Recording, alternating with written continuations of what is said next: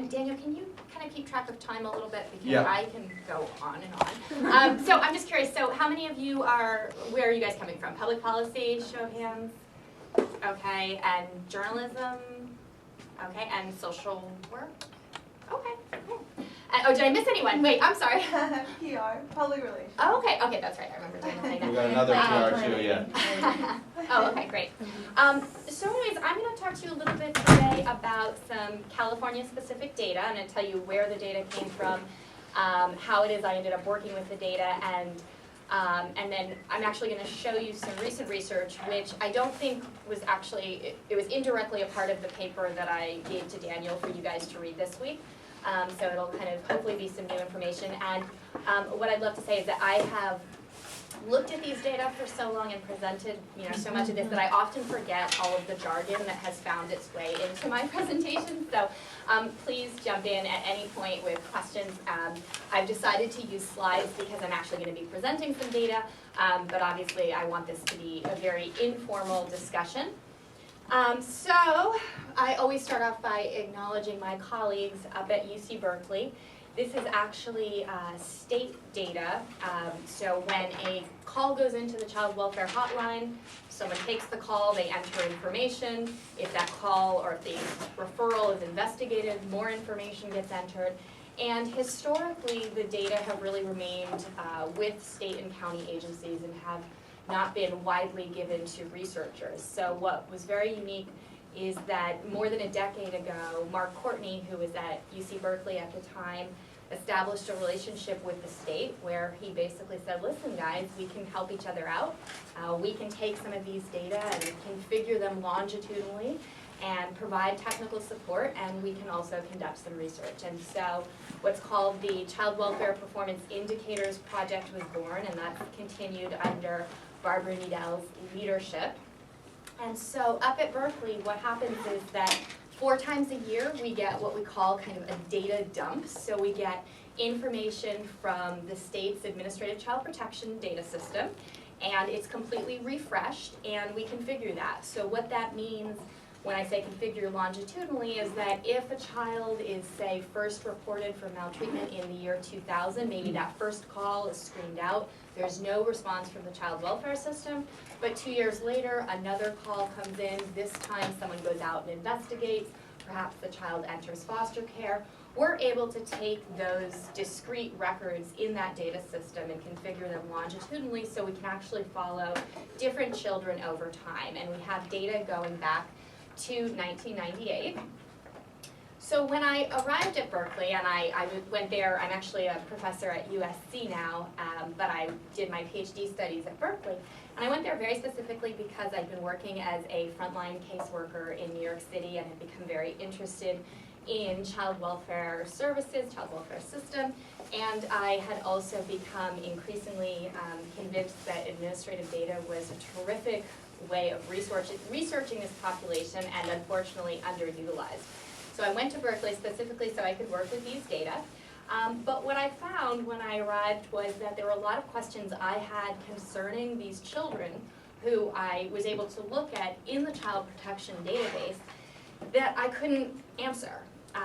So the way to think about the child protection database is that we have this snapshot of possible victims or actual victims, but we have very little information about what those children looked like before they were reported for maltreatment. We have very little information concerning their outcomes after their involvement with the child welfare system has ended. And we also don't have information about children who were not reported for maltreatment, which is really, really critical because a lot of what researchers have done is they've done retrospective studies and research. They've taken a population of children where something bad has happened, and they've said, okay, what risk factors do we observe for this population of children? But it doesn't tell you, that question doesn't attend to or answer how common are those risk factors in the overall population, and are those risk factors really causally related to the event that you're trying to study? And can we actually identify these antecedent risk factors and do a better job of targeting services? So that was kind of where I really wanted to go with the research. And so what we started doing was linking up the child protection data with other population-based data sources. So we started with linkages to vital birth records in California. So from the California Department of Public Health, we were able to obtain an administrative record for every child who was born in the state. And then we were also able to obtain vital death records. I'm going to talk to you today about some of the work we've been doing with the birth record data. We have published a few studies using the death record data, and I'm happy to report we've continued to expand the linkages, so now we're using some emergency department and hospitalization data, some substance abuse data. So if you think about kind of each child as having a story that unfolds over time, you can think of what we've been trying to do with the data is telling a more complete story as to what that child looked like at different points in time and how perhaps engagement or interactions with one particular service sector may have influenced outcomes in another.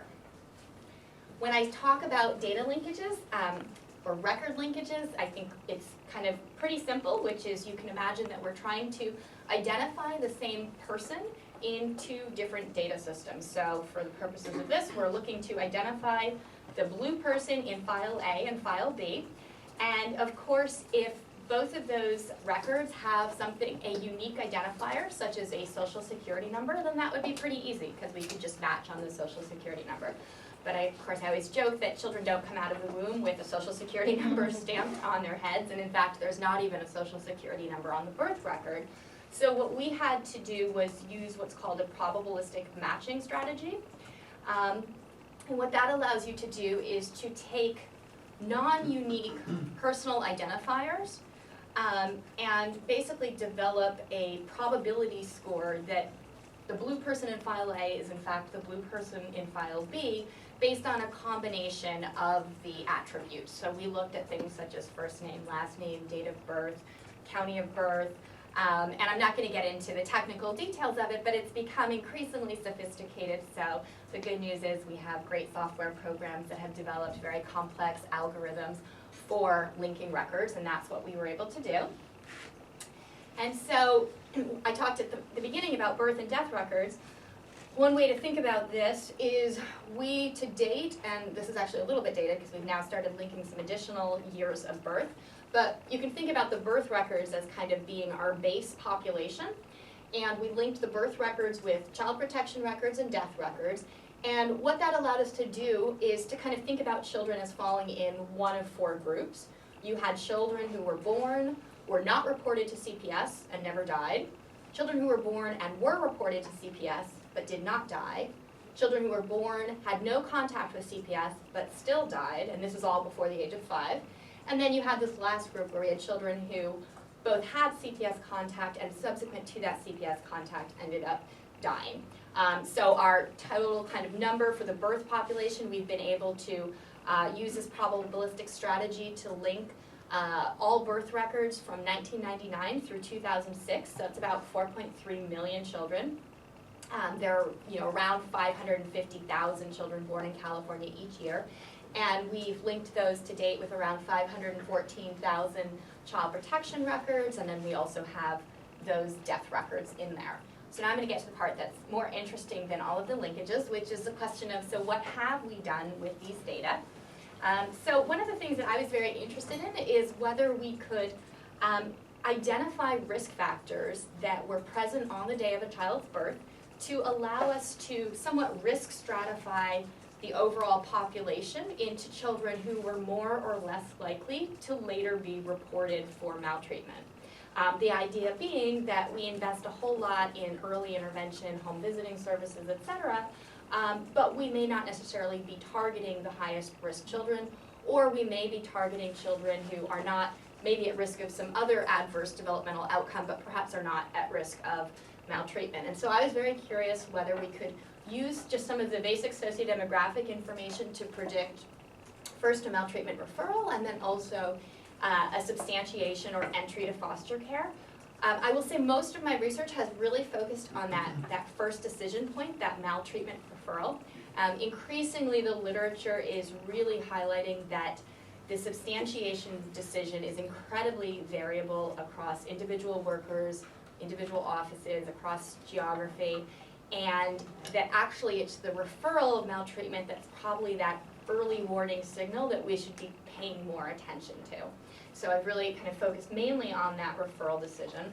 The other reason I've liked the referral is that's kind of an indicator of children at risk that's external to the child welfare system. So if you think about it, substantiation and entry to foster care, those are decisions that are being made by the child welfare system and may be influenced by any number of things, including resources, whereas the calls that are coming in from outside of that system may be kind of a truer indicator of how well are we doing in kind of protecting our children in this particular community.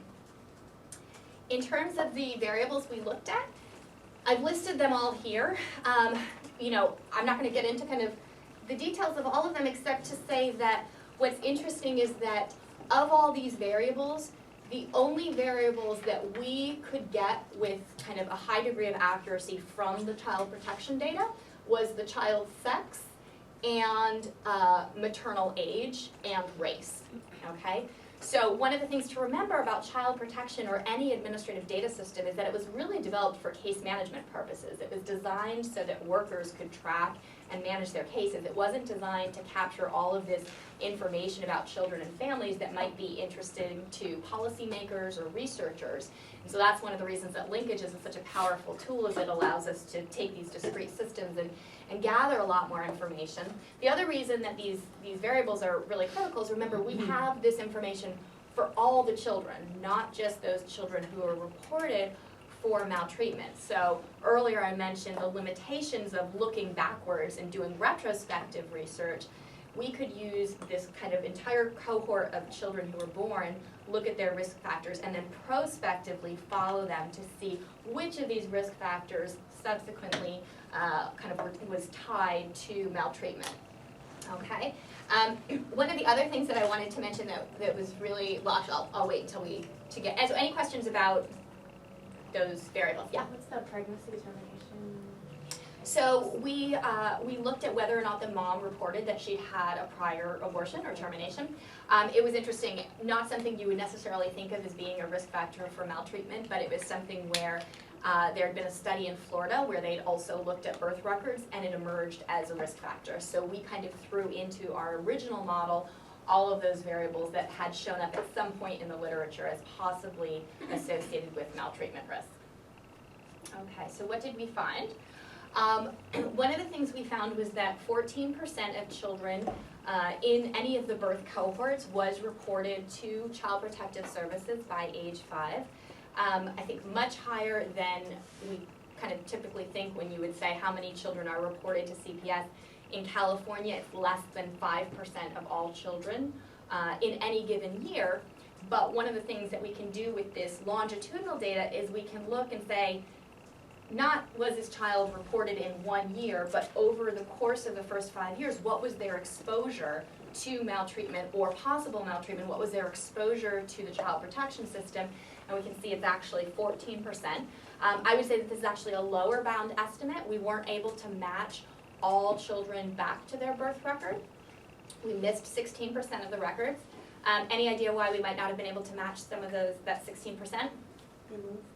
They moved, exactly. So those could have been children who were born in Nevada or New York and moved to California, were subsequently reported. They would not fall in our study because we were really looking at that birth cohort. Other possibilities, we just didn't have enough of that personal information to match on, which did sometimes happen. Yeah? With the 5% yearly referral rate, is that a point in time, or is that over the year? It's over the course of the year. So yeah, and I think it's around 4.3%, and it varies a little bit by age. Okay.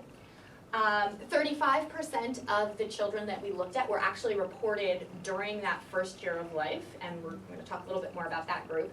And what we found is that 11 of the 12 variables I just showed you were significantly associated with child protection contact. And for 7 of the variables, the risk was particularly strong. So when I talk about a risk ratio, the way to think about that is it means that if you fell in one category versus the other, your risk of maltreatment was twice as great. So for example, with birth weight, if you were low birth weight, your risk was twice as great or more when we're talking about a risk ratio as a child who had not been low birth weight. So we found that was true for 7 of the variables where we had that kind of doubling of risk there. And what we also found was that contact with Child Protective Services was hardly a rare event for certain demographic groups. We found that 30% of Black children in California had been reported for maltreatment by the age of 5. 25% of children who are born to teen mothers had been reported. 30 or 33% of children where there was no father named on the birth record had been reported. So we're also talking about, 14% is the average, and that varied. Okay, so Daniel, I got the number a little bit wrong. I just wanted to show you a little bit more about that cumulative reality. So my take is that one of the things that's actually happened is sometimes child maltreatment kind of gets pushed to the side relative to other bad outcomes for children and adolescents. And my take is that one of the reasons that's happened is we haven't necessarily had the data to demonstrate the cumulative incidence of maltreatment. We tend to kind of, again, think in terms of just a single year. And so generally when I show these data to kind of public health audiences, they're shocked because frankly the burden of child maltreatment is much greater when you consider the overall kind of cumulative incidence. And what I would say is that if we think we don't have a perfect surveillance system, then I certainly, when I see that a child was abused in 1 year, I don't necessarily assume that the abuse started at age 5. I'm more likely to assume it's been going on for 5 years, but our imperfect surveillance system only happened to pick them up there. Additionally, of course, we know that our interventions are not perfect, so even if we do intervene, the long-term trauma associated with maltreatment may span far beyond a single year. So again, I think that these cumulative numbers are really important to kind of, in terms of conceptualizing it and positioning it relative to other health concerns. When we look at actual substantiations of victims, it goes from 1.3 to 5% of children. And when we think about foster care, people generally think that nobody ends up in foster care because it's less than 0.5% of children who enter in any given year. But by the age of 5, almost 2.5% of California's kids have actually been removed from their home at some point and spent time in foster care. So one of the things that we tried to do, and I'm going to just try to move a little bit more quickly, is these are just back of the envelope calculations. We wanted to think about, could we use some of these risk factors that are already being collected at birth to just, again, risk stratify, predict which of these children are going to be most at risk. Not so that we coercively intervene, but perhaps so that we can aggressively target that family for early intervention services. And so what we did is we did something really simple. We said, okay, how many of these children have 3 or more risk factors? Okay, so we're not talking about just, say, living in poverty or just having a young mother. How many of these women had 3 or more risk factors? And we found that of all the babies who were born, around 15% fell into the 3 or more risk factor category. So a relatively kind of reasonable slice of the overall birth cohort. And that group translated into actually 50% of children who were reported for maltreatment. So even without any fancy statistical modeling, you can envision how we could actually have a pretty simple tool that would tell us which of these children are highest risk and perhaps offering services to those families. I have just to caveat this by saying it could be that these families are already receiving services. I don't have information about that, but I can tell you the risk factors there.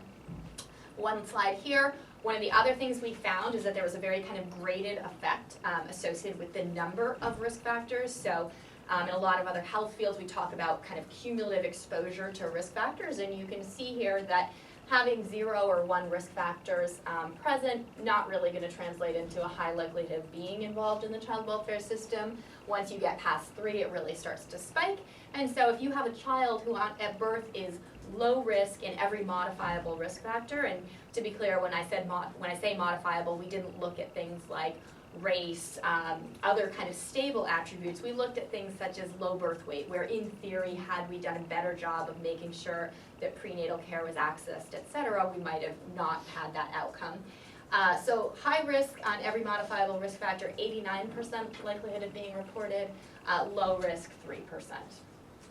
Okay. Any quick questions about that? Yep. Actually, back when you were talking about low birth weight, how does low birth weight contribute to being at risk? Like, I don't understand that. It's a really good question. So, do you guys want me to tell you, any thoughts on how that might, I don't know, maybe it had to do something with the mother doing drugs or not being, I guess, healthy while she was pregnant. That's exactly right. So a lot of these variables are what we call proxy variables. So it's not necessarily that we think low birth weight causes a child to be maltreated, but we think that it's what we can measure in the data that tells us something more about the mother or the family or the child that is actually the kind of the underlying contributor that leads to maltreatment. When it comes to birth weight, the two major theories are that it's either exactly that it represents something about maternal substance abuse or whatnot. The other possible explanation is that low birth weight babies may be harder to parent. Very colicky, very cry, and so if you have an already vulnerable mother and then you have a more difficult to parent infant, then that could actually lead to maltreatment. Okay, how am I doing on time? You're running close. I'm running close. I'm gonna go very quickly. So remember I told you guys that 35% of the children I looked at 0 to 5 had actually been reported during infancy. So I really wanted to look a little more closely at the infant group. And so what I wanted to do, I used 2006 birth cohort data. You can see that we were able to kind of separate these kids reported during the first year of life, no report. And then we were able to look at what was the child welfare system's response to that report. So report evaluated out means that the call came in, no investigation, nothing happened. Unfounded, inconclusive, someone went out and investigated but didn't deem it to be maltreatment. And then report substantiated, and of those children where it was substantiated, we could have either provided formal child welfare services or nothing. And what I was really interested in is how many of these kids come back to our attention within 5 years? So is it just, especially with this evaluated out group, is it simply that someone, perhaps misunderstood the risk in the child or family, called it in, and the child welfare system was correct in screening it out? Or do we see that, in fact, we missed something here because perhaps we can't do a full assessment over the phone, and in fact, those children come back at a very high rate, return rate? Yes? When you say report evaluated out, does it mean that you don't have enough resources to have people sent out to take a look, or they just decided that it wasn't substantial enough to have someone? That's a very good question I don't have the answer for. I mean, if you talk to, most people, it's supposed to be based on, does it meet the legal definition of some type of maltreatment enough so that we have justification to go out? Sometimes these can be calls where, frankly, we don't have enough information to know where the child is, but those children are unlikely to end up in this sample because I probably wouldn't have been able to link them to a birth record if we didn't have that information. But what I'm told is that some of it does unfortunately come down to resources and capacity. It's a group where we don't have that much, there hasn't been that much research done. Most states do not collect information on that group. If the call doesn't get logged in the state's administrative data system, then we can't follow them. So California is one of the few states where we can actually look at that group. Okay. So one of the things I wanted to look at was whether the disposition, so the child welfare system's response to that first call actually predicted this outcome that I was looking at, re-report. I'm just going to skip over some of the, or I guess one way to think about it is that we have children who fell into one of these categories, evaluated out, unfounded, substantiated with services provided by the child welfare system, substantiated without services, and we followed them over 5 years, and we wanted to see how many came back into the system. Okay, so first, what did we find? We found that 5.2% of the children were in the birth cohort were reported for maltreatment before the age of 1. 89% of those referrals came in from a mandated reporter. Makes sense. Infants are going to have contact with pediatricians, not necessarily a whole lot of neighbors probably paying attention. 29% of reported infants were actually reported within 3 days of birth. And there was also a high degree of these infants where if they had an older sibling, the sibling was already involved with child welfare services, which also makes sense. One of the things we found, consistent with the other data, is that there were significant differences. These are children who were not reported or infants who were not reported, infants who were reported. So the rates of these different risk factors we talked about earlier, very different between the two populations, but ultimately the question was, among infants remaining in the home following a report of maltreatment, how many of those children are re-reported within 5 years? So we pulled out those children who had been placed in foster care. We really wanted to look at the children who remained in the home. Okay, and what we found is that the first report, 15% of those babies screened out, no investigation. 61% we sent a worker out, but we said no, not maltreatment. And 24% we substantiated it as maltreatment. Of those where it was substantiated, you can see that we removed some kids to foster care, they're not showing up here, but of those who remained in the home, we provided services to a minority of them, only 41%, and by services I mean a case was opened and we provided something regarding family maintenance, and 60%, 59% didn't receive any services. So one way to think about this is that if you want to consider all of these children as high risk, we kept 82% of all these itty-bitty babies who were referred to the system in the home, and yet we only provided formal child welfare services to 10% of them. Yes? Once a report substantiated, why are there not services provided? Good question. It could be that it was substantiated, perhaps it was a boyfriend who had been the alleged perpetrator and the boyfriend's removed from the home, and so there's no longer a need for services.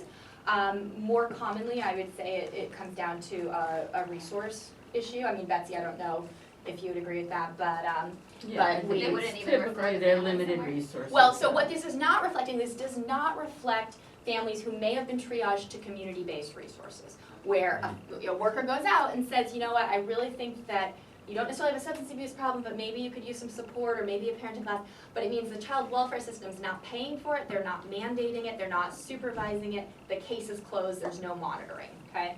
And what we see in terms of how many of these infants are re-reported, that we see overall 6 out of every 10 infants, we see that they're reported again before the age of, not before the age of 5, within 5 years. Which is incredibly depressing to me because if we think about the developmental vulnerability of this group and the fact that we had this signal, we knew about it during infancy, and then we're seeing that 6 out of 10 are coming back into the system in some form or another. You can also notice that the evaluated out group, to think that that was that there was really nothing going on there does not seem to be supported by the fact that 60% come back in. You can see that actually the highest rate of re-reporting are those infants where it was substantiated and services were provided. My take on that is not necessarily that services don't work, although certainly they're not working as well as we would like, but I'm assuming that there's a triaging, so that workers are saying perhaps we have a limit to how many cases we can open and how many services we can provide. So we're actually taking the substantiated group and putting the highest risk kids, maybe those who really are on the margin of either going into foster care or not, providing them with services. And it could be that without those services, 100% of those children might have been re-reported, and in fact, our services are somewhat successful, and then it brings it down to 69%, but I don't think any of us feel good knowing that over 60% of these kids are being re-reported. I'm just gonna show you kind of one last slide here in terms of the timing. So these different colored lines represent the different groups. The red, that's the evaluated out group. You'll notice that they actually have the highest rate of re-reporting within the first 6 months. So it could be that when someone doesn't get the response they want from the child protection system, the call comes back in again. And you can see it's 24% by 6 months. And you can see it starts to level out, but does continue to rise for all groups of infants through that 5-year mark. Okay, these are my quick conclusions. We're providing formal child welfare services to only 10% of these infants.